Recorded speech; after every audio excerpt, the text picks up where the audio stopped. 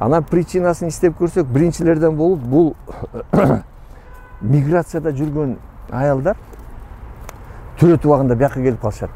А билесиңер, төрөттү баягы боюнда барды биз учетка алып, ар кандай осложнение болуп аткандан бүт баарын көрүп сактап калышыбыз керек да.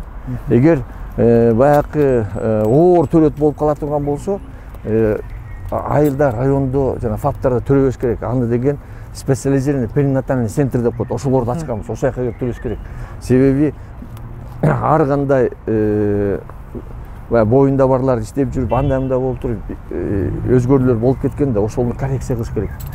А тиги миграцияда болгондор 8 ай, 9 ай уже 1 ай калганда, 15 күн калганда эле баягы төрөткөчү Россиядан, Казакстандан, Кытайдан, Турциядан келип калышат дагы төрөткө кирет.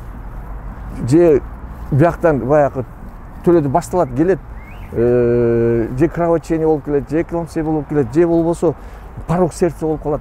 Ошондой болуп атат да.